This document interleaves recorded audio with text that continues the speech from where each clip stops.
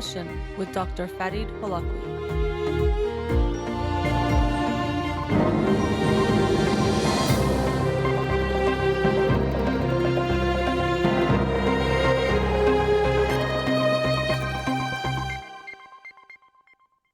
Good afternoon. Welcome to In Session. I'm your host, Dr. Farid Holakouee, and I'll be with you for the next 2 hours here on Radio Hamra. Our hearts and minds still with the people of Iran and what is going on in Iran.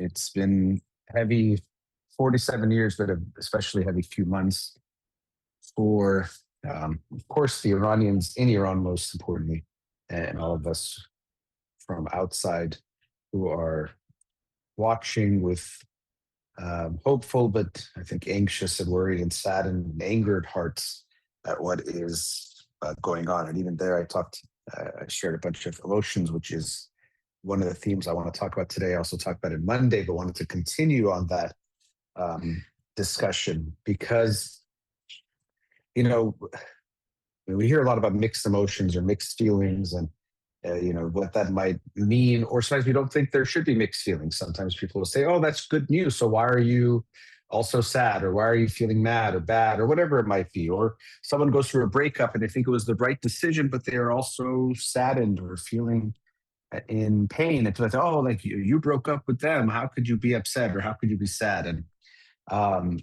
I think that's a very elementary, or like I want to say immature way of looking at things emotionally, to think that things are just purely good or purely bad, or that things are purely one feeling. Even there could be a blend of positive emotions, together, but also some negative. It's much more different than that. I'm actually reminded of the movie Inside Out. If you've seen this Pixar animated movie where it's kind of doing this movie where you're inside of this young girl's brain and seeing all her emotions, and there's different feelings.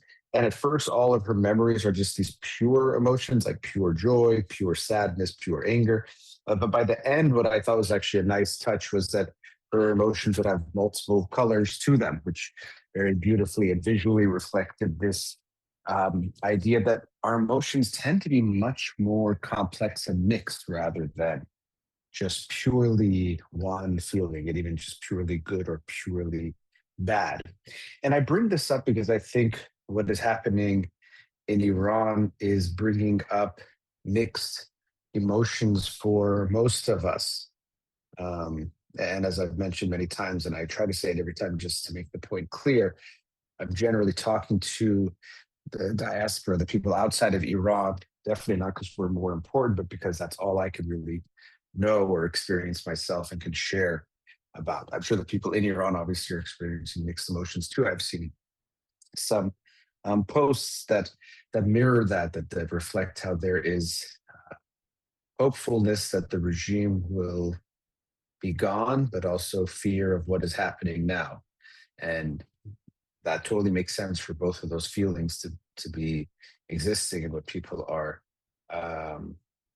in Iran, that they're feeling these lots of mixed emotions and very strong ones. But again, speaking to the people outside of Iran, we're also having a lot of mixed emotions. And another theme I'm going to talk about today is wanting to be right, something that we might claim we don't care about or might not think about, but we all do. And it also could play a part in how we think and feel in the conversations we have about what's happening in Iran. But focusing on mixed emotions, things can happen. For example, the U.S. intervenes, and whatever your thoughts and beliefs, which will of course affect your thoughts and feelings, I was just saying, but I think it would make sense to have mixed emotions about it. Maybe for something that's more clearly, let's say, a bad thing or good thing, but I could understand my experience was very mixed. I was worried, concerned about what would happen, how it would play out, the intentions of these, quote unquote saviors or rescuers here, but also hopeful that this could be leading to something better for the people of Iran, and hopefully that would happen. And also knowing that many in Iran were asking for assistance, asking for help. Obviously, it's never going to be that all the people agree on exactly what they want and exactly how they want it to happen. But definitely there were many voices in Iran asking for help, realizing that they could not take the regime on by themselves. They would need some kind of outside assistance. But again, mixed feelings about what does that outside assistance look like? How is it going to play out? What does it do?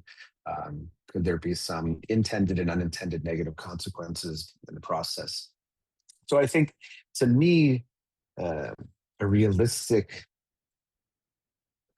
or experience or relationship with what is going on would include mixed emotion. It's hard for me to understand someone says they're only feeling good or bad or whatever it might be about most things, but especially something this complex, complicated, and important, that mixed emotions are usually going to be at play. And I was doing just a bit of research or looking into even what does science say about mixed emotions and even neuroscience. And the reason why I wanted to look this up, I was just curious. I'd seen some things before, but wanted to look a bit more into it. But also because there's sometimes these ideas that the mixed emotions aren't a real thing, or they don't exist, or that because you can't feel more than thing at one time, if you get yourself to feel something, you could get rid of some other feeling, which never made sense to me at all. And actually, I'd hear this a lot when it came to gratitude. Gratitude is a very important, wonderful emotion, something that I think it is good to cultivate more of in our lives. However, I would often hear people repeat this,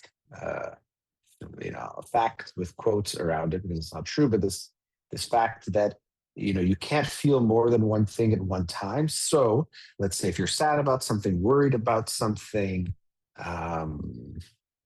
feeling upset about something, feeling angry with someone, if you were to switch things around and just think of what are you grateful about related to that person or that situation, you can no longer, because you can't feel more than one thing at a time, this would replace those feelings of anger, upset, disappointment, whatever it might be. And now you're just going to feel grateful, and what a beautiful feeling to have. And this is one of those, what we can call zombie ideas, these ideas that even though they're not true, they don't seem to die and go away, that I see posted a lot, or people are repeating, because it sounds really good. It makes it, as a lot of the self-help advice that gets popular, psychology advice, or, sayings, or, ideas that become very big. It's this, oversimplified, quick fix. People love that. Okay, you're feeling upset about something. Oh, easy. You just think about gratitude, feel gratitude. That bad feeling is gone, disappears. And this is absolutely not true. One, even if you, let's say, feel something and in that moment you no longer feel something else, which can happen, it doesn't mean that feeling is just gone and gone forever. If you're upset about it, whenever it comes up again, or somehow it's brought to mind, you'll get upset again about it. It's not just going to disappear. And also, just this idea that you can just turn it off that easily is not the case, because you can feel more than one thing at a time. So we want to get rid of this idea, this misconception, this myth that you can only feel one thing at a time. And so because of that, if you, or this idea that you can only feel positive or negative things. So if you get yourself to feel positive, the negative will go away, or anything like that. None of those things are true. It can sound kind of like it can make sense. This is something we have to be aware of. A lot of things can sound intuitive, but aren't true, because often both versions can sound right. The positive or the negative of something, or there's a lot of these adages like a stitch in time saves nine, but haste makes waste, which both could be true, even though in a way they're conflicting pieces of advice. But sometimes it's important to act quickly and to not let something get worse, or to take care of a problem before it gets worse or before it even starts. But sometimes if we act too quickly and don't think things through, we can create a bad situation that is wasteful or creates its own problem. So it's not always do this or always do that. Both can make sense. So intuitively, lots of things can make sense. So I could get it that it can make sense that if the brain was thinking about one thing or feeling one thing, the other thing would go out. But it appears that this is not the case.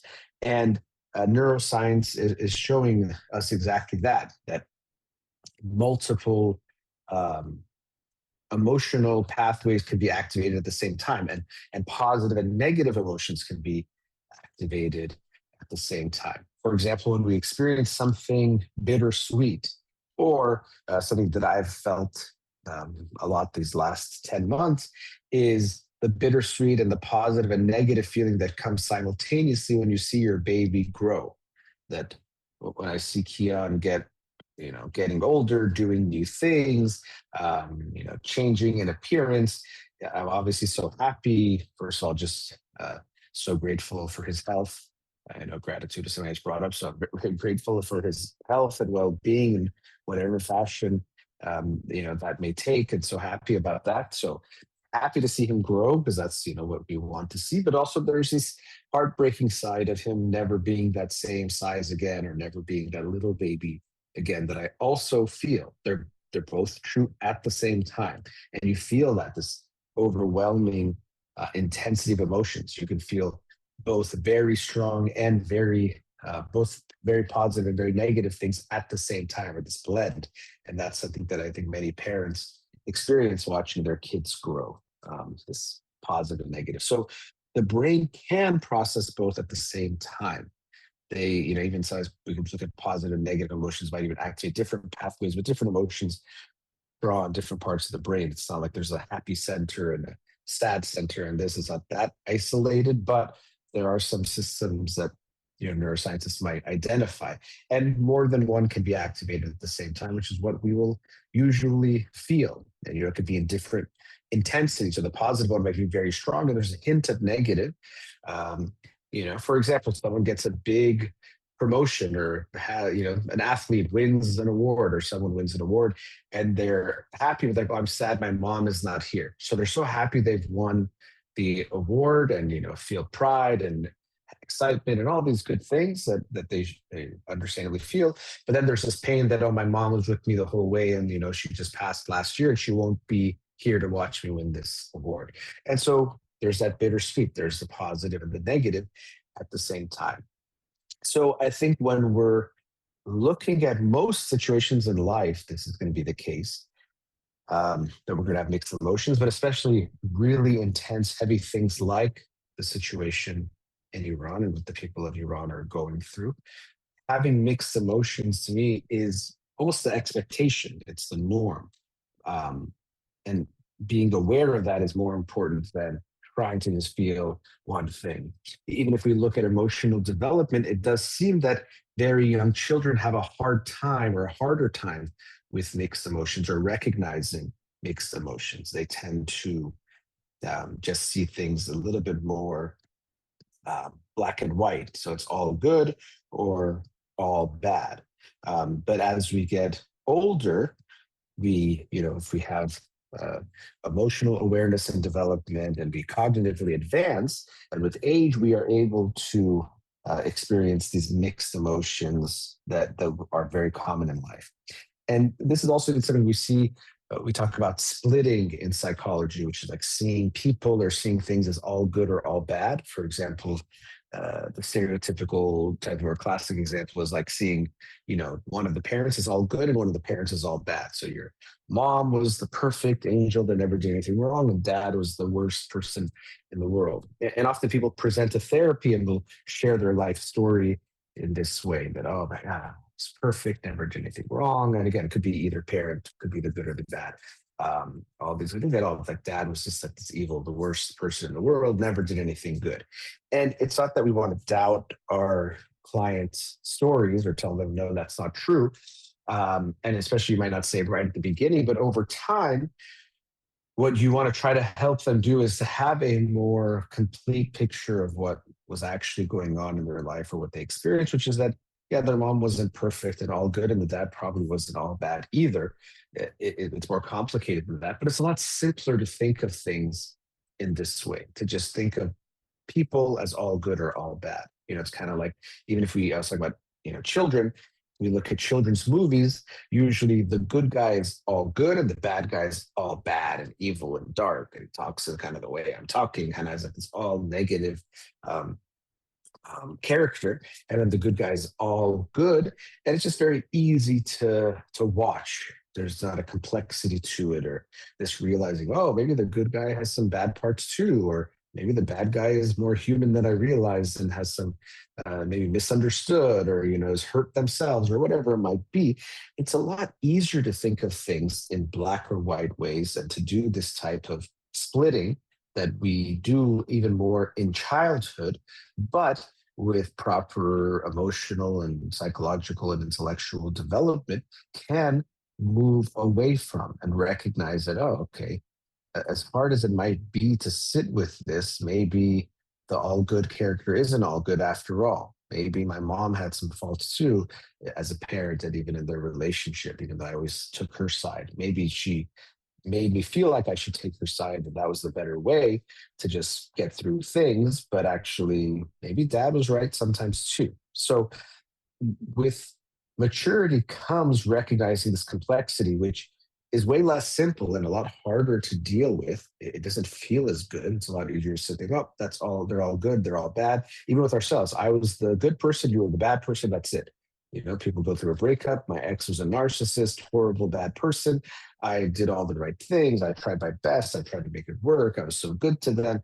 And they this, left me, or they, hurt me. And this obviously has a self-serving bias to it too.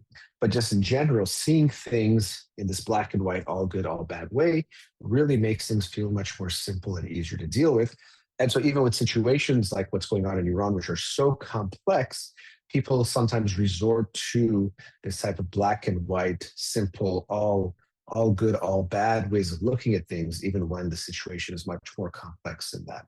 So after the break, I want to continue on this theme of mixed emotions and recognizing them in ourselves, and how situations usually warrant or will make us feel mixed things. And as I mentioned, I also want to talk about this feeling of being right, which can also impact how we think, feel, and talk about what's going on in general, but also what's happening in Iran. So let's go to our first commercial break. We'll be right back.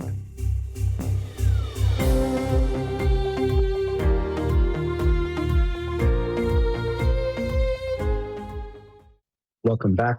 So in the first segment, I was talking about mixed emotions and how most things in our life will give us mixed emotion more than anything. Sorry, you can maybe hear my son piano in the background. He gives me mostly almost positive emotions. Yes, mixed emotions. Sorry, a bit distracted there for a second. Coming back to the topic that I was starting in the first segment. So as I was saying, in general, if we want to simplify things, we don't want to make them mixed and complex. We want them to feel simple, all good, all bad. What's happening, U.S. intervention, good or bad, and that's it. People want to think of it in that way.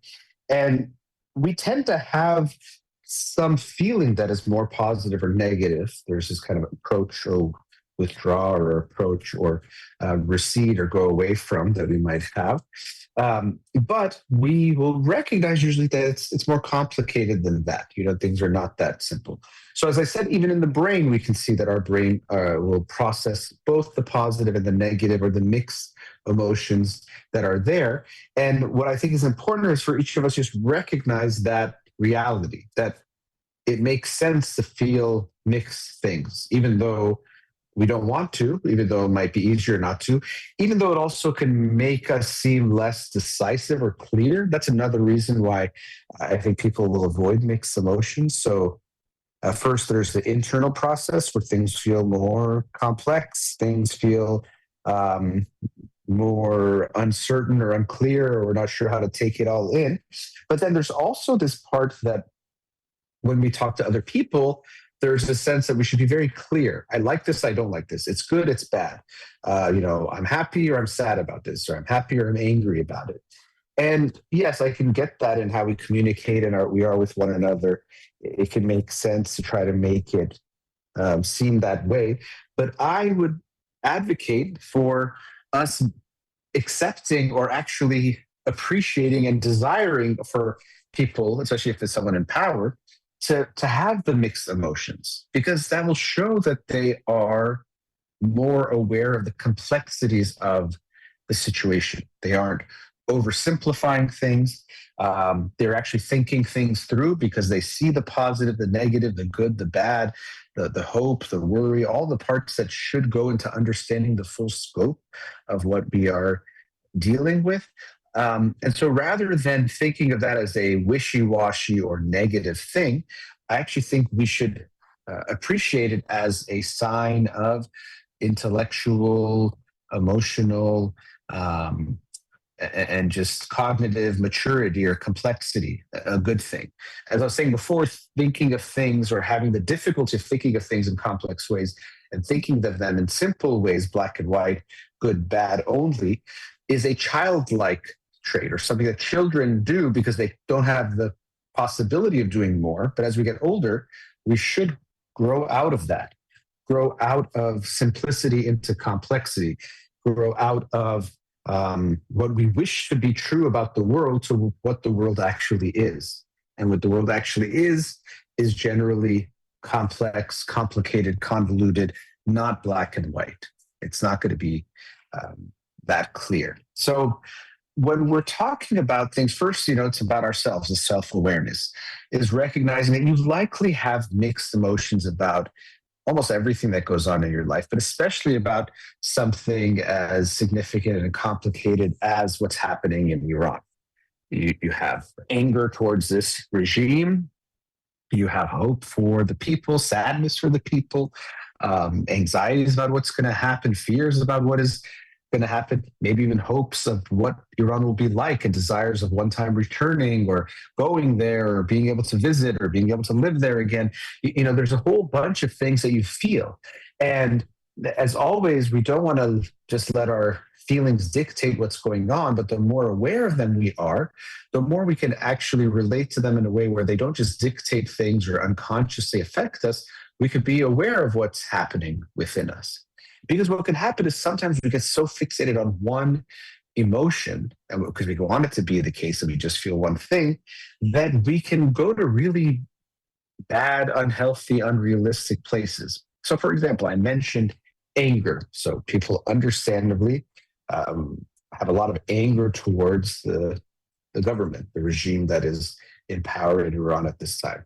Totally makes sense to have that anger. But if we let ourselves get overrun by that anger or let that anger be the only, let's say person in the room, the only decision maker in the room, then we almost will go to extreme places because who cares? I'm so angry. So people are, yeah, even if they kill everybody or they kill all these people or they bomb whoever they bomb, it doesn't matter because we have to just get rid of this regime and no matter what, it's okay. Or no matter what we do to anyone, it's okay. People will even lose their humanity. People who might believe in human rights and believe in some very important principles related to how we treat one another or what is good or what is okay and not okay, that might go out the window because all they feel is a sense of I'm angry and they are all bad. And so anything is okay and justifiable. Nothing can be, okay, or nothing is off limits when it comes to this. I reminded of it's very different. Actually, it's related in a way because it's like the Middle East we're talking about. But the United States, after 9/11 and all the talks about terrorism, the ways people talk about terrorism is that, oh, you know what I would do to the terrorists? I would kill them and kill their this and kill their that. Or you know what I'm going to do is do this. Or they would talk about Guantanamo Bay. And I remember there's a Republican presidential debate and someone's like, I'm not going to close Guantanamo. I'm going to double the size of Guantanamo. And then the next person would say, I'm going to triple the size of Guantanamo. There's this idea that if they made Guantanamo bigger, it showed that they hated terrorists even more and were harder on terrorists. And that was a good thing. But, it's kind of this proxy that if I'm so mad about something, that means I'm a better person, and that means I care more and I'm going to do more. When the more important question is not, you're so angry or you're the most angry person about this. It's, well, is what you want to do with that anger or what you want to do about this situation, is it the most helpful thing? And so if you just, interrogate and torture more people, is that necessarily going to reduce terrorist attacks and protect Americans? Actually, I think it's pretty clear that it would not do that. But we just get hijacked by the anger, and the anger just tells the whole story. And everything is filtered through this anger prism, that if I do something from this anger, it's good. And the more angry I am, I'm good. And that's it.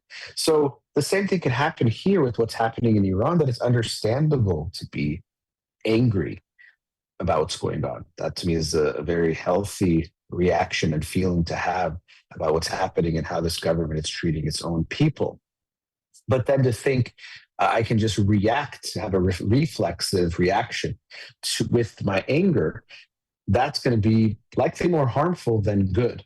And that's sometimes what we see in some of the conversation that people have, is that they say, I don't care what happens, or I don't care if we do this, or this happens because these are bad people, or these are, they're bad people, making it black and white only, not trying to look at the more complexity of it. I'm not here to say the Islamic Republic is good, but again, not just to make it black and white. But that anger could take us to places where anything becomes acceptable, anything is okay. So we first have to recognize the mixed emotions within ourselves, that as much as we might feel very strongly about it, or we might have very strong opinions, we likely have other feelings and opinions about what's going on too that we don't want to neglect, because if we neglect or ignore or avoid our feelings, they don't go away. They're just more likely to come out in some way that we don't realize, or to affect the situation. Or if we try to cling too much to just one emotion, it might hijack the situation and take over and make us react in ways that really don't make sense, or are not very complete. And actually, in a way, it relates to what I was talking about earlier, that you can have more than one emotion in your brain. If you just try to deny your feelings and just focus on one, it doesn't mean the other ones go away, because you can only feel one thing at a time. Those other emotions will still be there, just kind of out of your awareness, or out of your clear conscious awareness, and they'll still impact how you think and decisions you might make about it. So that first step is self-awareness, reflecting, recognizing first that likely I do have mixed emotions, or many different feelings that are coming up.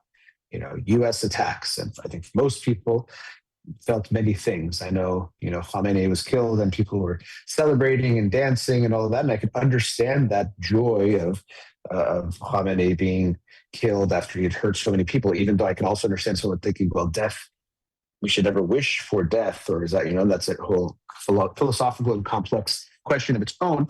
But nonetheless, I can understand that someone who had caused so much harm, killed even so many people because of his orders and directives and things that he was in power of, or had the authority to do, that there was happiness about that. But there could have also been mixed feelings of, okay, but now what? It doesn't mean that he's, him being gone makes everything good and now all the people of Iran are free.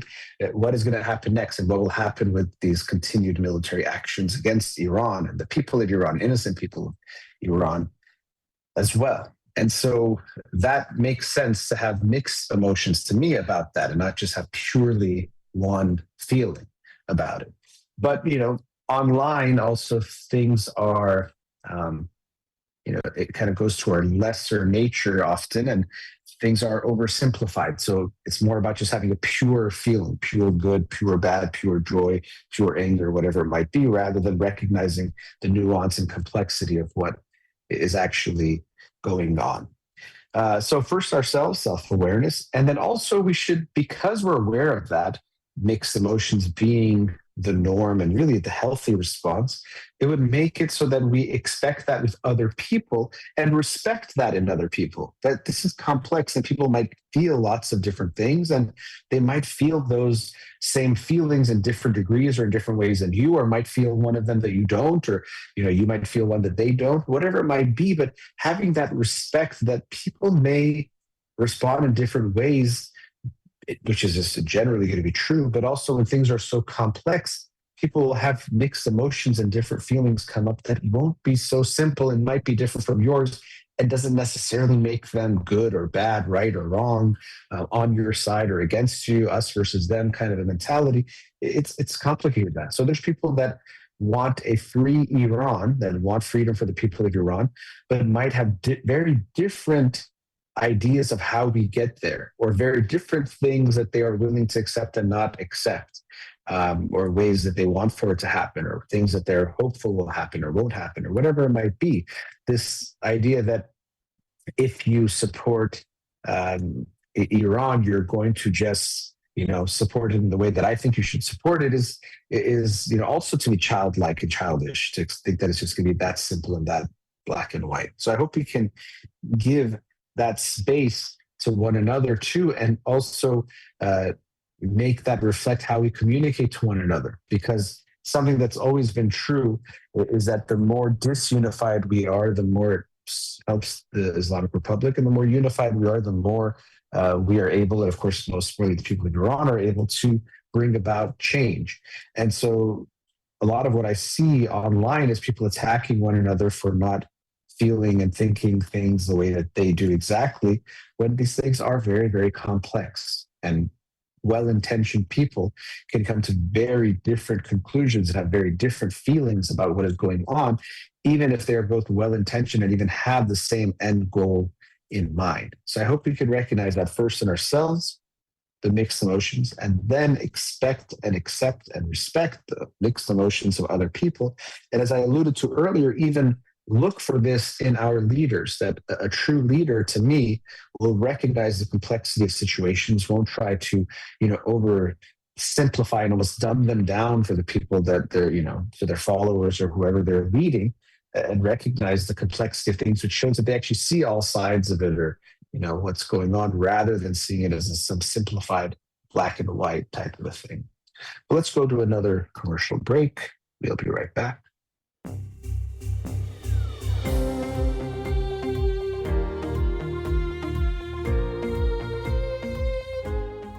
Back.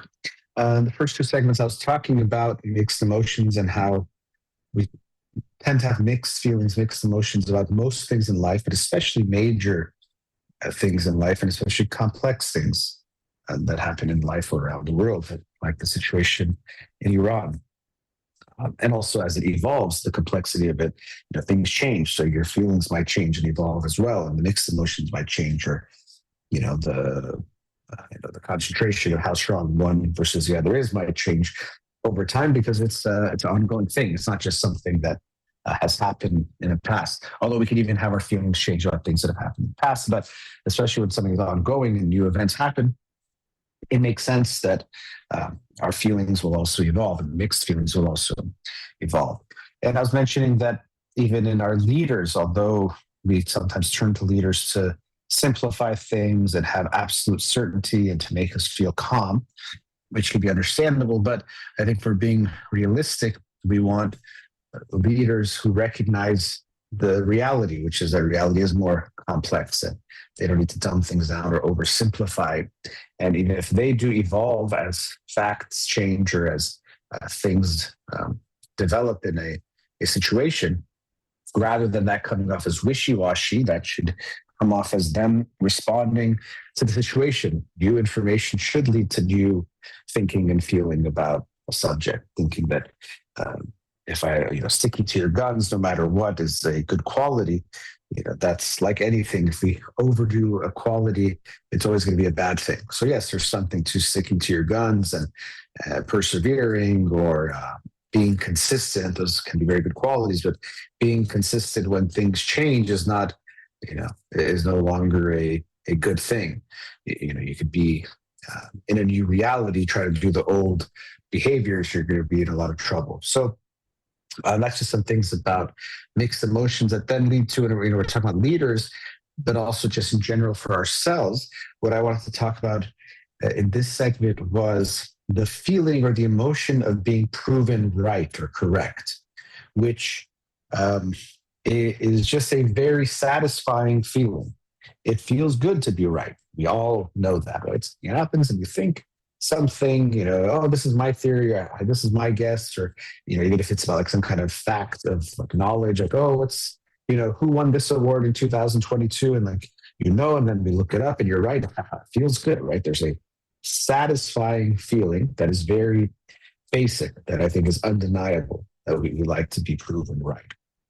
And it's a very powerful feeling, because it could give us a sense of validation. It could give us a feeling of, pride, but also the sense of intellectual let's not say superiority, but at least intellectual capability that people will appreciate. So socially, it feels good if people see us being correct over time. And it does have value if people see you as someone who is intelligent, smart, correct about your ideas and predictions and knowledge, expertise. That has social value. It's not just something that's feelings for feeling's sake. Usually, feelings do lead to or can reflect some kind of instrumental value as well. So it does feel good, and for a good reason, when we are right. But like all of our feelings, they can also get us into trouble, or if we're not aware of them, or dealing with them in a appropriate way, healthy way, they can get us into trouble, or they can cause some issues for us.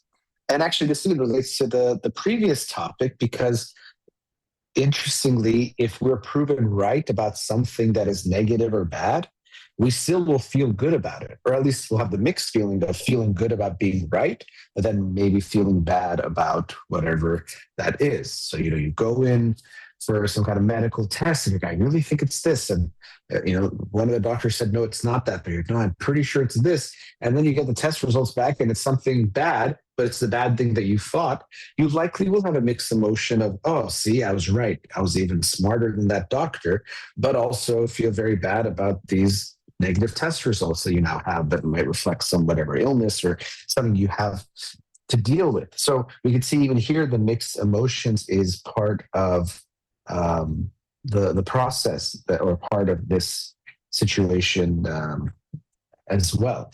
And there's lots of things that can go into how being proven right can feel good. I mentioned social status, how we feel about ourselves, the good feeling.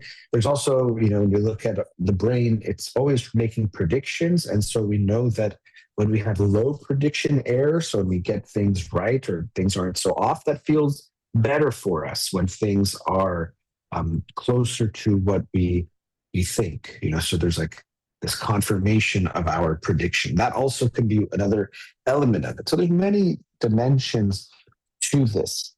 But as I was saying, we have to be very careful that this feeling doesn't take us to really bad or dark places, because, as I was just talking about, even if it's about bad news, if we're proven to be right, that could feel good. And sometimes we might cling to that part of the emotion too much, or that part of our emotional experience when we have mixed emotions too much.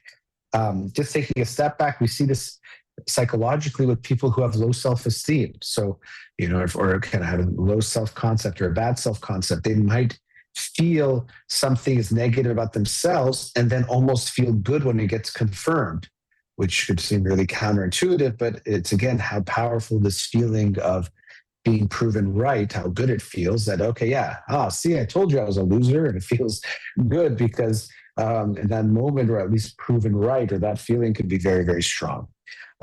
So yeah, what's happening in Iran, there's been so much heated debate, and people talk about what's happening, what's going on, what needs to happen. If this happens, it'll be good, or if this happens, it'll be bad, or this is the correct path, that's the incorrect path, all these kinds of things. And as is the case with almost everything in today, it's always been there, but even more so with social media, emotions and opinions are expressed very, very strongly. So it's not just like I kind of have an idea this might happen, or I think this is more likely to happen. It's like, I know this will happen, and anyone who thinks differently is stupid and wrong and blah, blah, blah. And so when we already present things in that way, when you put even more on the line, well, then being right or wrong has, it's like you're wagering even more. The win feels even better and the loss feels even worse. So unfortunately, when we have this kind of rhetoric and this kind of dialogue, people being even more extreme about their opinions and their feelings and their predictions, it unfortunately is bad for that part of the conversation, but it also makes it harder for better conversations to come up, better dialogue to come up after that. Because if I told you, I know I'm right, and you're so stupid for being, for thinking what you're thinking, and then whatever happens, either way, it's going to lead to bad conversations. If I'm right, I'm like, haha, told you so. See, I was right, which makes the focus about me being right and my prediction being right rather than any kind of further advancement in the conversation or the dialogue. And if I'm wrong, I might, focus on that part too. Like, oh, yeah, but this is different because of blah, blah, blah, or there was no way to predict this part of it, or whatever it might be. Or I might just stop the conversation altogether because I feel too bad about, being proven wrong or being wrong in this case, that I just disappear from the conversation. So unfortunately, all of these things reduce the dialogue and healthy discourse that can be there, should be there when we're talking about important issues, and makes things even more me versus you, black or white, I'm right or you're right, and that's it. And the focus again becomes more about being right than what actually matters, which is what's going on. So, for example, if you think that US and Israel intervention is good or you think it's bad, you have to just understand that even if you don't want to admit it, you do have at least a part of you, and you will have some part of your emotional experience that will care about if you are right or wrong. Now, I know most people say, I don't care. This is about people's lives. This is about, what's happening to people and their well-being. So my opinion or me being right or wrong I don't care at all about that. But I'm here to tell you, you probably do care. I have to say that I care. And I don't want it to be the thing I care about, but I can't say I wouldn't think about it at all if I made a prediction and then it turned out to be right or wrong. And part of me even hates to say that, but I'm trying to be very real with you, because I think it's the real truth for most people, that of course we're going to care about being right or wrong. And I actually think being aware of that can help us manage that emotion better than pretending like it's not there at all. But I think what we're seeing a lot is that people have made very strong predictions and expressed very strong opinions and feelings about what's happening, what needs to happen, and the interventions and all those kinds of things. And then after that, when they continue the conversation, it's all filtered through that prediction and this trying to prove themselves right, trying to emphasize that point without maybe making it clear they're emphasizing it, because that might look bad, but trying to show that. And even the way they're filtering information, that confirmation bias is very, very strong. Because again, the stronger I make the case, and the stronger emotions and absolute, and the stronger my identity is on the line here, the more I'm going to care about being right.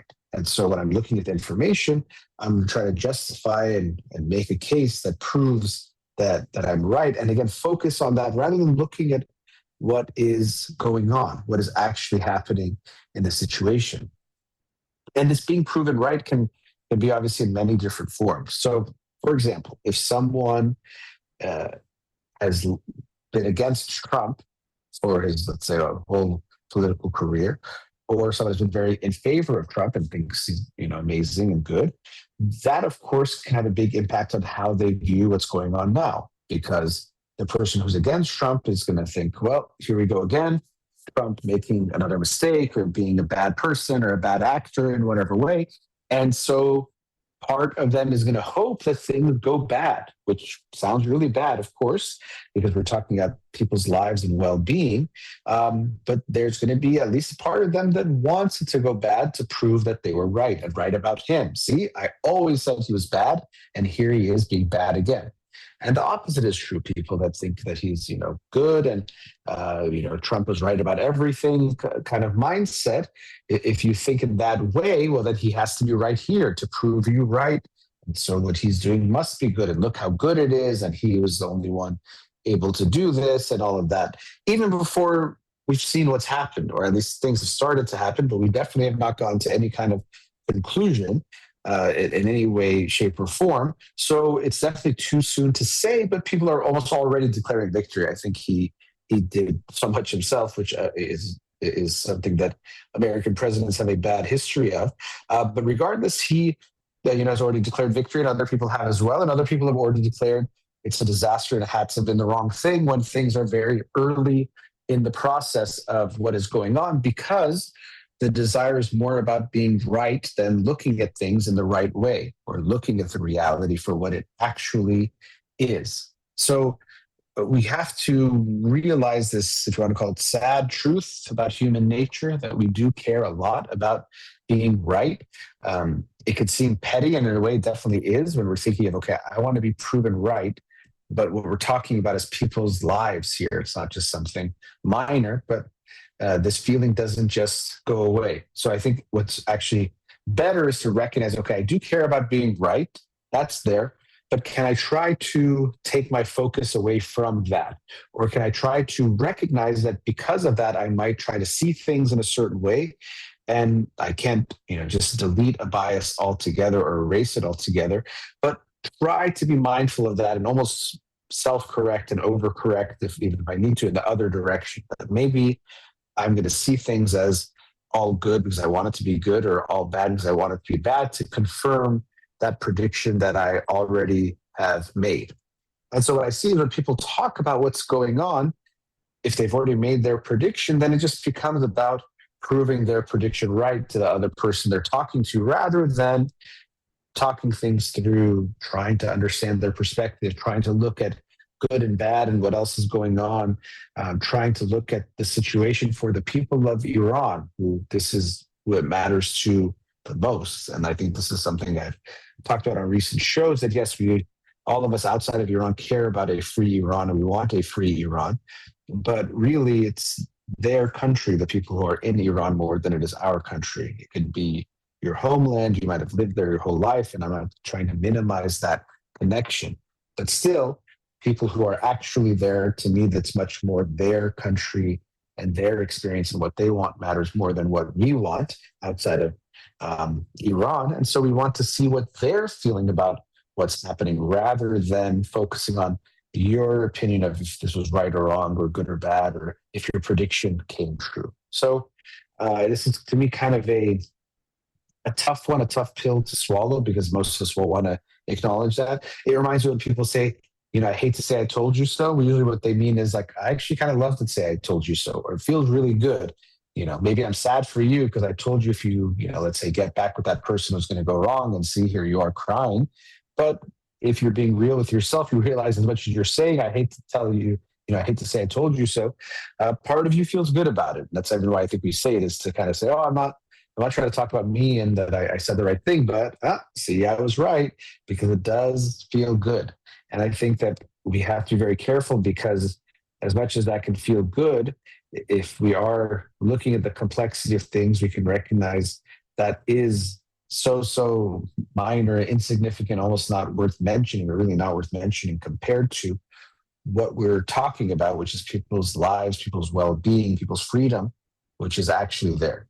How sad to think that if you, let's say, are against this from the beginning, that you almost want it to go bad, even if that means continued suffering. So I think it's really important to have this feeling in check. And after the break, I'm going to talk about some more serious instances of it that I've noticed in recent weeks, and that have been really heartbreaking, but I think important to look at, which relate to this, and also black and white thinking and other types of concepts. So let's go to another commercial break. We'll be right back.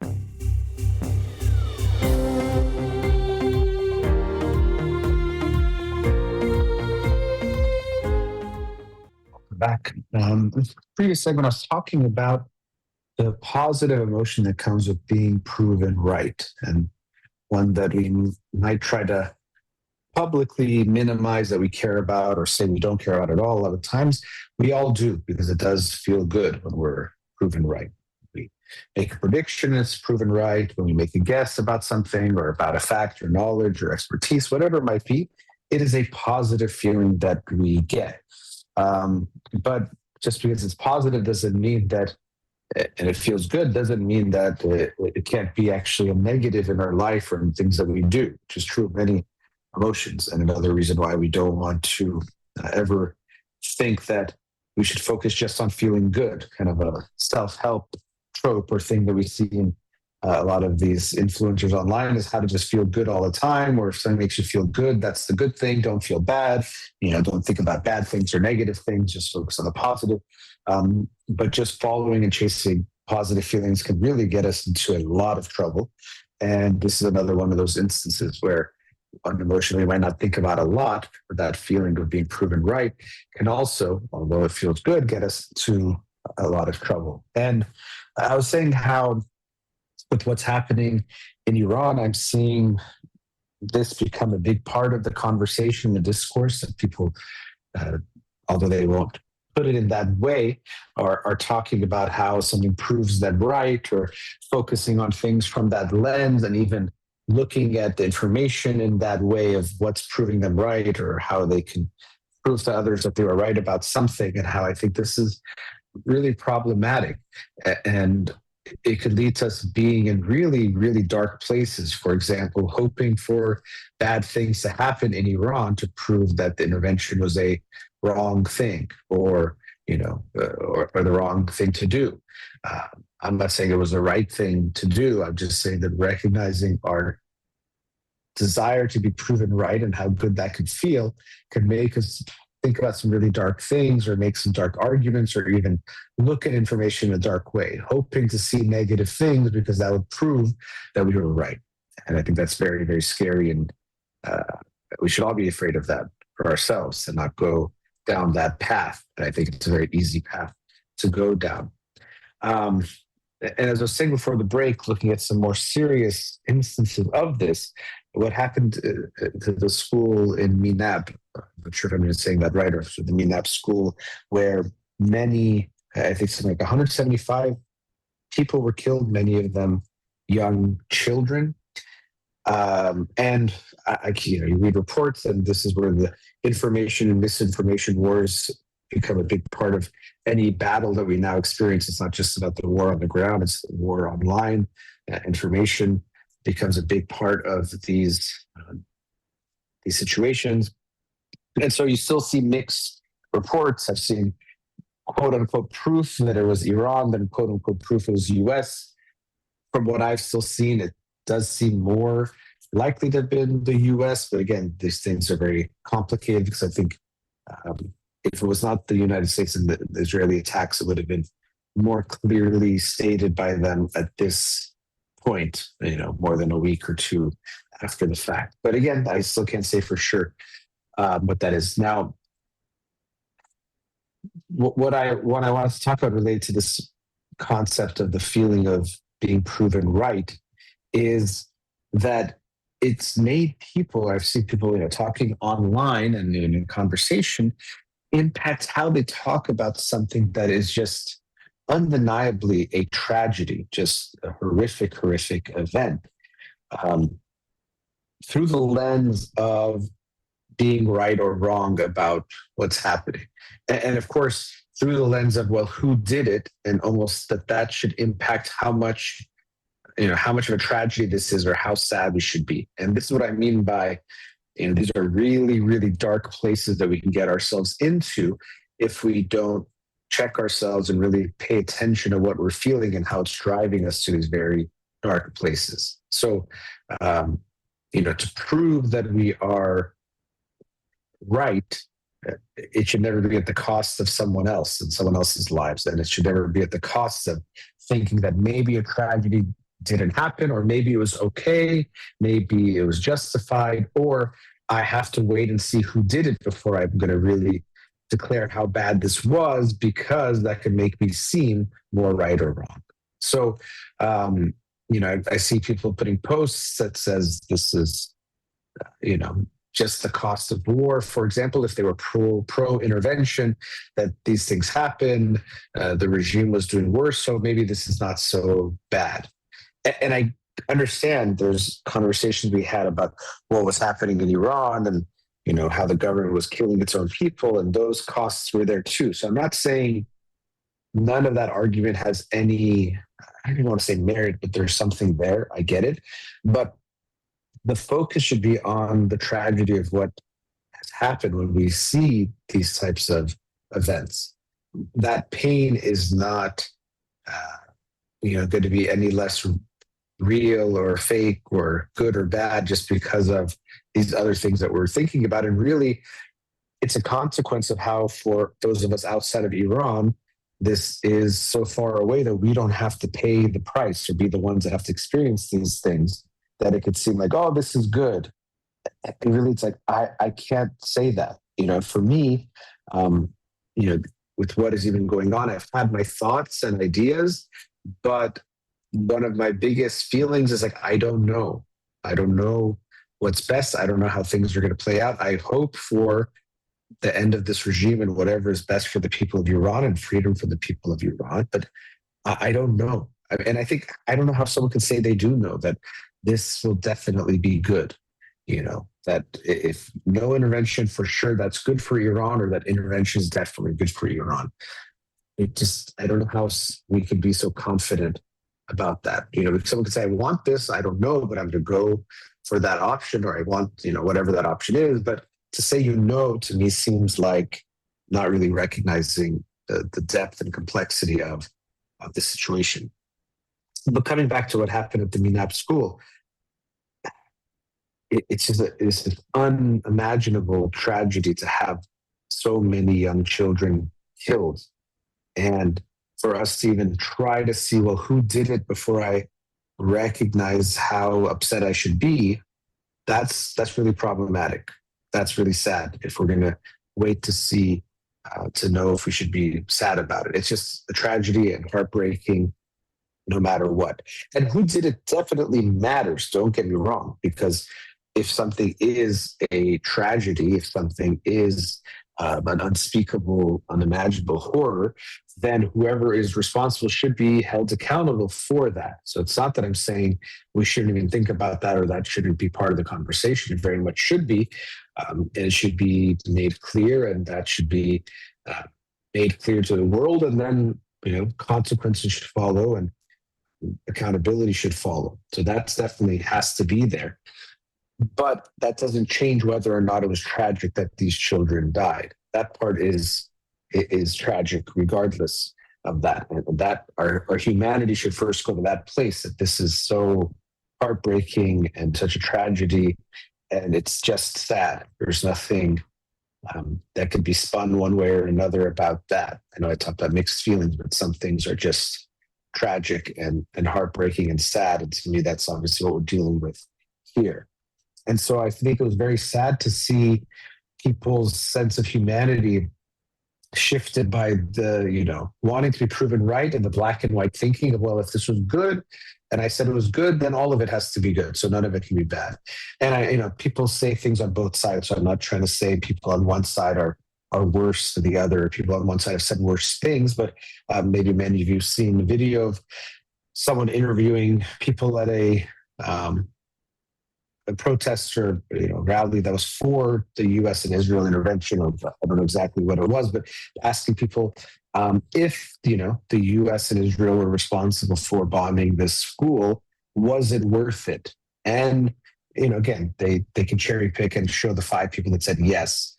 And many people said no, and they don't show those because they're trying to put forward a narrative or show people as being from one side as being a certain way or whatever it might be.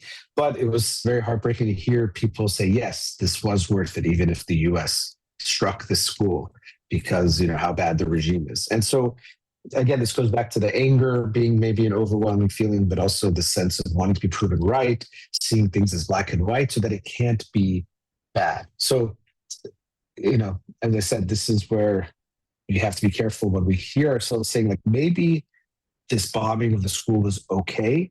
You should really be scared of yourself in that moment and scared of where you've gotten.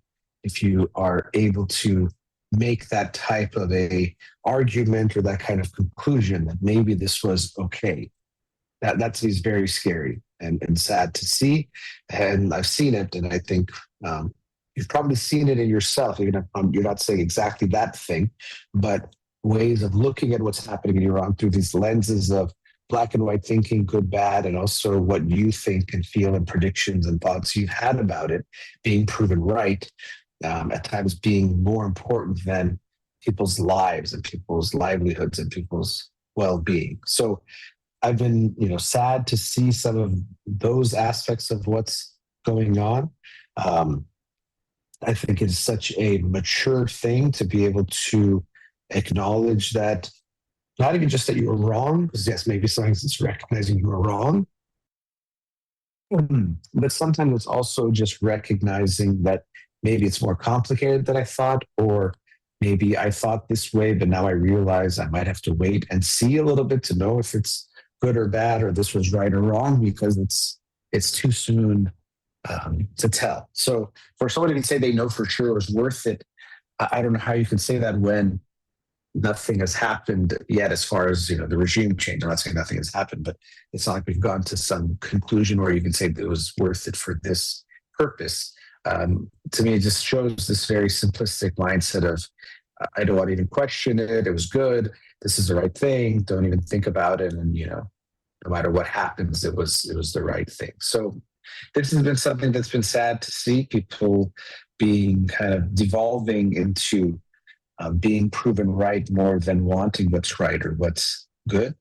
And as I said, as much as we might want to deny it to ourselves and especially to other people that we don't care about being right, that has nothing to do with how we view things, we're all impacted by this emotion. It's something that is very human that we all experience. And the more we're aware of that, the more we can actually understand it, be aware of it, and make sure it doesn't take us to these very dark places where we're putting us being right above human lives and the lives of young children. So I feel this emotion too. I've thought about things. I have my own thoughts about Trump, about different aspects of this situation that may impact how I see things. So I'm obviously also speaking to myself to not get caught up in this. And as I was saying before, unfortunately, when we focus so much on being proven right and being proven that our predictions were right and winning the arguments, it takes away from healthy conversations and discourse and any unity that might exist between people that often want the same things. It's not just about people who are, let's say, pro-regime versus anti-regime. I'm talking about people who are against the regime and want freedom for the people of Iran, but who begin fighting with one another because they made some predictions and they want to prove that their prediction was right and other people were wrong, rather than focusing on our shared humanity, our shared unity, and our shared vision and hope and goal, which is for freedom for the people of Iran. And so I say this so that I hope to encourage us to be better at continuing the healthy discourse and keeping the unity rather than getting fixated on proving one another wrong and proving ourselves right. Let's go to another commercial break. We'll be right back.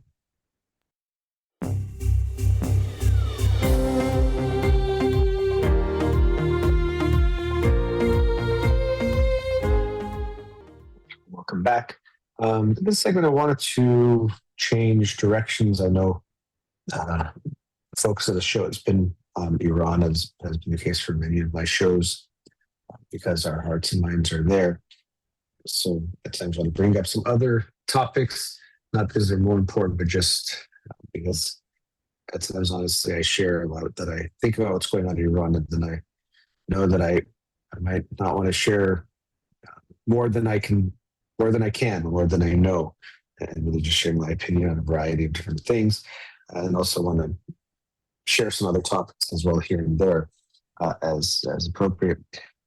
This one might be a very big shift, and it's seem insignificant compared to what I was talking about, but I'll go there anyway because I do think it's important in its own way.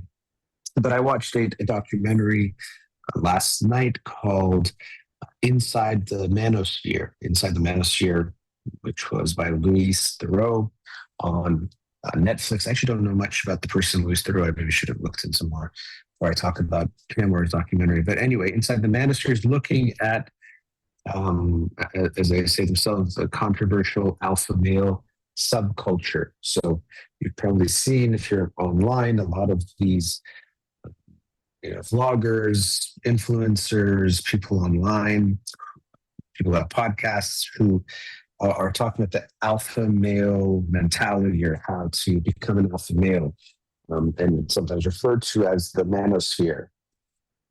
And in this documentary, Luis Theroux interviewed a few of the different big players. He didn't talk to Andrew Tate, which he's probably the biggest one in this area. I think he didn't agree to it. That would be my guess. But some fairly big ones, I think one of them, Sneeko, Myron Gaines, a few others. And it was eye-opening just to see, hear it from the people's mouths themselves, people that are these big influencers in that space, in that world. And, they often have very controversial opinions, which you could tell are meant to be inflammatory and controversial because that creates movement online, makes people watch, makes people share, makes people repost, whether they hate it or whether they love it. When you make things that have people feel big things, it creates more traction online. But there's this whole culture and subculture of men telling other men, especially telling younger men and boys, what it means to be a man and how to become an alpha male, how to often it's things about making money, often fitness can be part of it too.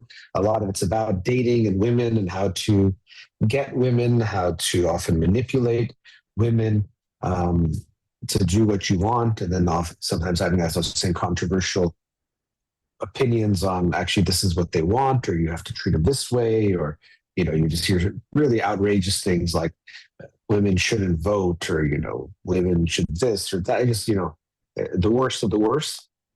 And these things are always complex. These people don't just show up in a vacuum. There definitely has been movements of feminism, which is a very good thing, moving towards more equal rights, equal treatment, reduction of discrimination and unfair treatment for sure. Also, LGBTQ rights has been part of this too, because you see a very homophobic part of this. So it's homophobic, misogynistic, against women. You see these themes very strongly in lots of different racism as well. Often there is this sense of we are so uncensored and unfiltered that we'll say anything. So we'll even say things that other people won't say, which makes it seem like that in and of itself makes it good. But they sometimes say some very hateful and horrific things and think, well, if it makes other people upset, that must mean it's a good thing. So I think, as I said, there's some level of this being a reaction to what has happened. I think often what happens is that anytime there are movements or changes that happen, some aspects of it can go either too far or show up in ways that might still need some figuring out and for people to figure out. But two, it often can create types of anger and animosity to dealing with change. And so I think there's a lot of men and young boys who feel angry, who feel very lonely. That's also something that is a big part of the direction the world is going through in general, where people are getting more and more lonely and isolated. We're connected through social media and internet and texting, but actually feeling much more disconnected and much more alone than we ever have been. And this is even more true for the younger generation. You see certain statistics, especially about young men and young boys, of just their lack of social interaction, their lack of interaction with girls or girls or women of their age. You just see a strong movement towards this isolation. And in that isolation, we often seek a savior. We seek some kind of redemption to get away from that horrible feeling that we have. And so I think there's a lot of these younger boys who might want, for example, to be popular with women or popular in general, or to date, or to have certain experiences that they're not having. You can hear about the incel, the involuntary celibate population or movement. And so rather than recognizing that they can improve genuinely or do good things, it often can turn into anger towards women. And so when these podcasters and influencers spew this hatred towards women, it really resonates with them. It could connect to something that might be easier to blame them, blame the women, and they're the problem, rather than recognize their part in what's going on, and that it's more complicated than that. But seeing these people talk, and he interviewed them, and at times would ask them a bit, some more personal questions. For me, it was very obvious how much of a facade, it was for all of these people, which, I think that's kind of obvious just watching them, but even more so, what you would notice is that it would become clear that they weren't even really necessarily living what they were saying, or they weren't practicing what they were preaching. For example, they would talk about treating women in a certain way, then you'd see them with their own wives or girlfriends, and I wouldn't say they'd treat them well, but it was definitely different from what they would portray, in my opinion. Or they would talk about how one term that came up a few times I hadn't heard of before was one-way monogamy, meaning that one person in the relationship is monogamous. So let's say in these scenarios, the wife or the girlfriend doesn't date or talk to any other men, but the husband, the male, is with other women and it's accepted in the relationship. But when you would then talk to their partners, you would see that they didn't seem as okay with it as they might lead on, especially online, that this is how it is, and my wife or my girlfriend's totally okay with it or like likes it themselves. But it became clear that it wasn't so easy or clean for them either, and they might not be living in that kind of fantasy that they were creating. But that's really all that they're selling, is this fantasy that you are miserable and you're feeling bad about yourself, but I'm living the life, and if you follow me and become what a man should be, you will, get out of your horrible place and feel good about yourself.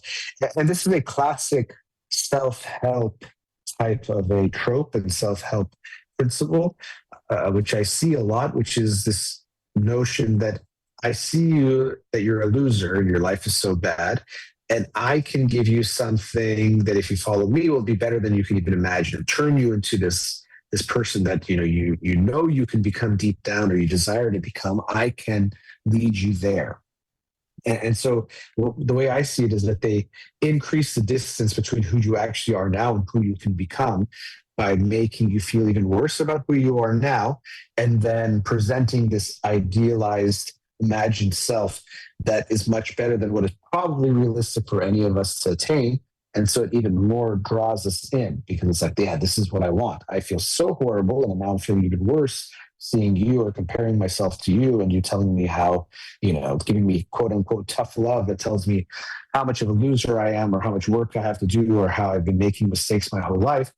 And I know I can become this superhero that you are now, that the person that's selling to them, and they desire for that, or they try to go for that or go towards that. So unfortunately, we see this same type of concept in different types of self-help areas. I've seen it in a lot of different ones, and this one to me was clearly that too, and a very strong kind of this hyper masculine version of it, this alpha male that you feel like a loser now, but you could be like me, this kind of alpha male living the life, having money and girls and all the things that you want for yourself. Now, another thing that to me became clear watching these people talk, as I was saying, that they necessarily didn't seem to actually believe what they were saying or live exactly what they were saying. They didn't say it as much, but to me, it becomes clear as you're watching them. Is they even, one of them in particular, would basically say, I say a lot of things because it is going to create content that's good, or create controversy, or make people watch. So it doesn't matter that if it's true or beneficial or good, or even if I believe it, but if it gets traction online, that's all that actually matters. And I think it's a really sad thing, and a big problem we have in a capitalistic society and with social media, where the focus becomes on, even some of them would talk about an attention economy, and the economy in general, this idea that selling is the only thing that matters, making money is the only thing that matters. And if someone is successful in the metrics we tend to use, which is having lots of money, that's the only thing that matters. It's not what they did to get there, or if what they have done is using other people, or if it's beneficial to society, or if they're sharing content, if it's true or actually helpful or beneficial. The only thing that matters is if they made money off of it. There's no other metric that is important. And I think this is really unfortunate, and why, as people, as parents, and as society, we want to share with our kids, and in general put this message out that, of course, it's not bad to make money, but what's more important is to make a beneficial contribution to the world. To ask yourself, is what I'm doing actually good for people, good for the world? Even if I didn't exist, and if what I was doing didn't exist, would the world be a better or worse place? And if it seems like maybe the world would be a better place without what you're putting out there, that's a really sad thing. And actually, to me, something that should mean that no matter what, you're unsuccessful. No matter how much money you make or fame you have, you're unsuccessful if what you contribute to the world is actually a net negative rather than a net positive. The way I like to put it is that usually we think of success as how much you get, how much money you get, fame you get, attention you get. But I think we should think of success as how much you give, how much are you benefiting society, how much are you of service to other people, and is what you're doing contributing to making the world a better place. That's how we should measure success. But unfortunately, even if someone is putting hate out there and becoming a millionaire, we call that success, or we think that's someone to follow. But what was sad is that some of these, influencers were saying things that were very hateful, even racist things, anti-Semitic things, homophobic things, and they actually said they didn't really believe them themselves, but it just would get attention, and so they would say it. But he pointed out to one of them, you say these things, and let's say you don't believe it, but a 13-year-old boy is watching your content, and they're going to think that's okay. They're going to think it's okay to act in an anti-Semitic way or say anti-Semitic things, to treat women disrespectfully, whether it's even their teachers or whoever it might be, because you're telling them that women are the problem, or they're bad, or they're inferior, or whatever it is. And it's bad no matter what, but the fact that you don't believe it and then are still saying it without a care of how it negatively impacts society or impacts the world and impacts these young men is really, really sad, really heartbreaking. So, these influencers, as much as I'm talking about it, it's like some niche thing, they're really quite popular. And I think most young men, young boys are exposed to a good amount of them and their content and what they're saying. And I do think it is a concerning issue, because these young men who are isolated and alone and feel very lost are getting guidance, but guidance from worse than the blind leading the blind. It's really leading them down evil or bad paths that are very, very harmful to them and to society, but that might feel good, or might at least get the attention of them to pay attention, or to even get the products that they try to sell online, even if it doesn't benefit them. But that's where we're going. So I do think it's important, if you have young boys, young men in your life, friends, family, to pay attention, to give them good modeling or role modeling of what it means to be a good person, to be a good man, because a lot of what they're being exposed to is some really hateful, horrific things. I'm just giving you some thoughts and opinions on it. This was a documentary on it. There's a lot of people writing articles on this, so it's worth looking at. But I think most people might think, oh, my kid won't care about these things, or wouldn't fall for these things, or pay attention to these things. But it really is one of the biggest things that's out there for men and young men to pay attention to. So you might want to check out this documentary inside the Manosphere. It's on Netflix, but also to recognize this movement of the Manosphere and alpha male culture and subculture that is really becoming a big part of the young male experience in America and around the world. Okay, let's go to our last commercial break. We'll be right back.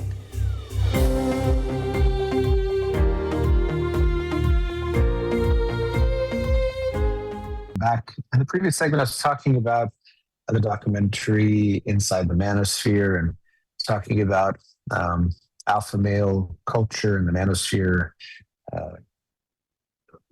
part of society or part of the world, and how it's having a big impact. And I mentioned something about how one aspect of their playbook is this concept of making you feel even worse about who you are now, and making you feel even better about who you can become, or increasing that distance between who you currently are and who you can become, and making it seem like they're the ones that can get you from A to B in a short amount of time, or really, really quickly.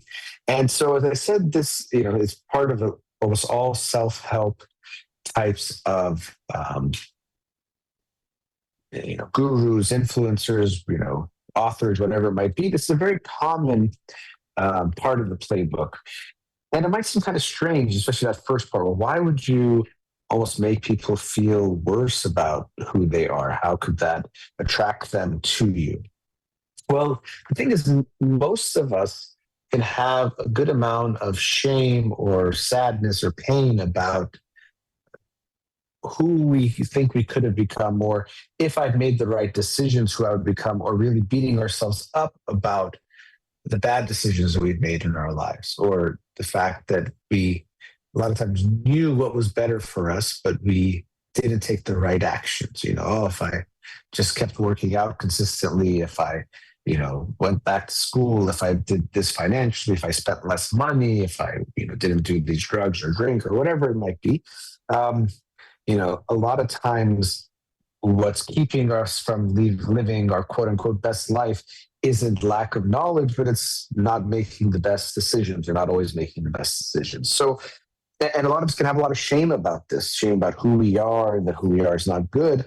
And often when we have that shame, that can lead us to try to escape from that shame to try to find a fantasy out of that, which leads to the second part. So often these self-help gurus will come in and kind of almost make it seem also not only touch on that shameful part of ourselves, but it also makes it like they kind of see us and get us. So they might say, I know you have, made a lot of mistakes in your life. I know that you regret a lot of the things that you did or things that you didn't do, or you beat yourself up, or that if you made the right decisions, you'd be in a really different place in your life. And so this can seem like very insightful, like, wow, this person really sees me or gets me, or this person is exactly describing me, and that feels very special. But they're describing you not because they see you or they're very insightful into you or you are a good match for this person, but they see you because they're stating something that's a blanket statement about practically every human being. Everyone knows that if they made a lot of better decisions or made decisions they knew were right, a lot more than they did, they'd be in a better place. And so they're not saying something incredible or something that shows that they're, psychic or just deeply understand you or the human experience. It's a pretty general type of a thing, but they can present it in a way that makes it feel very deep or that they're connected to you. So they're touching on this shameful part or connecting to that and pushing you even further down in a way, making you feel even worse about it. It's like, oh yeah, it's really, really bad. Like, oh yeah, I know how bad it is. Also in the sense that I know I could be so much better, so I know how bad it is. So they make you feel even worse about where you are. Even to me, this is related to this concept of new year, new me. This feeling of I have to become a totally different person. What I am now is so bad, and I know what I can become so good that I just want to no longer be this person and be someone else. I hear this also in the type of self-help, spiritual space where they'll talk about vibrations, or you have to vibrate at this new energy level or vibrate at this new frequency, this higher frequency. You're going to become this new person that's vibrating at this higher frequency. So again, it's like you're just totally different. You're like letting go of all that you were before and becoming this 180 degrees different type of a person. And so the self-help guru will help you feel even worse about yourself now, but in that same moment or right at that same time, sell you this beautiful dream and drug of becoming the perfect you. What I call the idealized imagined self, this perfect version of yourself who always makes the right decisions, who is bold, who takes chances, who meets your full potential 100%. And that can get very, very exciting, especially when you're feeling really down and knowing that that version of you is just a step away, especially in the vibrational community. It's like you can just start vibrating at that frequency instantly. If you, I don't know what you have to do to change your vibration. It's usually pretty abstract, but they make it seem like it's very simple. All of a sudden you can be this new version. Now, it doesn't mean you have to wait, 5 years, 10 years, even 1 year. You can be that today. But other self-help gurus will make it seem also very quick, or it could be in an instant that your mindset shifts, or you learn the teachings that will get you out of there very, very quickly. So they push you deeper, but then they also make you think you can go even higher, and that can feel very exciting. And that part also can tap into a childish part of ourselves that kind of sees our parents as superheroes, can see people as superheroes, even like superheroes in general, because it connects to this part of ourselves. And we could become that superhero too. And they sell you that. And that's another way that it could feel like they're talking just to you, that there's something special about you. I know there's something you've got that you can share with the world, and it gets us excited again. I know that about myself. This person was describing me. If I just let myself shine, I would become this, incredible force. And this person gets it. And so they sell us this notion that we're going to become a superhero. First, they also have to sell that they're already there, right? And often their story might be, I was a loser just like you. I was really struggling too. And then I found the truth. And then now look at my life. I'm living this incredible life. And now my journey and my purpose is to share that with other people. So I want to help you get out of there. So you were a loser. You're a loser now. I once was one, two, and now I'm a superstar superhero, and I can get you and I can pull you up, or you're going to pull yourself up to where I am, but using my tools and my techniques, and you're going to get there. And it makes it seem so simple. Why can't you just make all the right decisions? Why can't you just, get out of your own way and become the best version of yourself now? And they make it very intense and very simplified and straightforward and quick fixes, all these things that we like.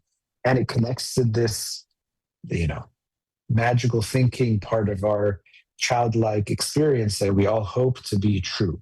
I'm in this horrible, horrible, dark place, but my heaven is just a second away, one moment away for me. And then they get us hooked on them because they sell it in a way that they're the only one that can get us there. And when they're charismatic and when they know how to present things and they know how to tell a story and share a story and a narrative, we can buy into it. And it feels like this is it. I found my truth. And I'm all about people evolving and improving and, working on themselves and doing all those things. I think those are all incredibly important things to never stop doing, actually. We should always be trying to grow and improve and become better and all of that. I'm all about that. But what I'm against is the idea that there's quick fixes and these really easy shortcuts. And also these idealized versions of that. And I'm also against making people feel worse about themselves than they need to, and thinking it's tough love to push them down in that way, and to make them feel like what they are now is unacceptable, but they can totally change who they are, become this new version of themselves and be, let go of this loser that they currently are and become something not even just good, but great and amazing. So I don't think people are as bad as is presented in this type of mindset, that you are good and acceptable as you are. You can and should work on yourself and you can be better because we all can, but not that you should be ashamed of who you are now. Usually shame does not serve as a good motivator. And I also don't think, sad to say, that any of us can become the superhero version that is usually presented either. It sounds good. It sounds possible in some way. They also make it seem like that's what they are and they can sell it very well. That's often why, so much is put into the production of these kinds of people's videos and lives to show that they're living the most incredible life and making so much money and, stress-free and happy and having the best relationships or dating or doing whatever they want to do. They make it seem like life is just so easy breezy and you can have that too. But life is always going to be hard. It's always going to be difficult. And you can improve on yourself, but you're not going to become a superhero. None of us is going to fly. You're going to become better and stronger in lots of ways. And that's great. And that's meaningful. And that's real. But it will take time and it'll be slow. But unfortunately, saying, it'll take time and it's going to be slow when we're talking about progress is not things that people want to hear. And if someone else is saying, it's going to be amazing and it's going to happen instantly, that's going to sell a lot better than it takes time and it's going to be slow. But real progress is like that. Think about your physical body. If you want to get in shape, it takes, weeks and weeks and months and even more months. And, even within that, small reps and steps and movements and, eating better and all sorts of things to get to that place. And the progress is slow and it takes time. But if you do it that way, it's meaningful and real and done in a healthy way, which is much better. But someone could say, oh, you don't need to do all that in 2 minutes. Or if you take this one pill, you're going to be, looking amazing by tomorrow. That sounds way better. Who wouldn't want that? But it's just not real. It's not actually there. So what I see is that a lot of self-help influencers and gurus are very good at selling you a story that you are worse than what you actually are today, and that they can take you to a place that's even better than you can even imagine, but that's not real. But I think this is really unfortunate. People don't need to be shamed into thinking they are bad or not good enough, or should feel ashamed of who they are currently. And they shouldn't be led to believe that with a few easy steps, they're going to become this fantasy version of themselves. I think we want to help people become better, but do it in real and realistic ways that tells them that it will be tough, it will be slow, it will take time. But when you make that change, it'll feel beautiful and meaningful, and it'll be something that will be sustainable as well. But I just wanted to share some thoughts. I've been doing some explorations into gurus, even cults, but people that become very influential in some of the things that seem to contribute to them getting to where they are, and the ways that they unfortunately take advantage of people and their vulnerabilities. And I think that's a really harmful thing. And so I want to continue doing work in this area to see how we can at least minimize these things from happening. But that brings us to the end of today's show. A big thank you to Farid in the studio. You've been listening to In Session with Dr. Farid Holakouee, Free Iran.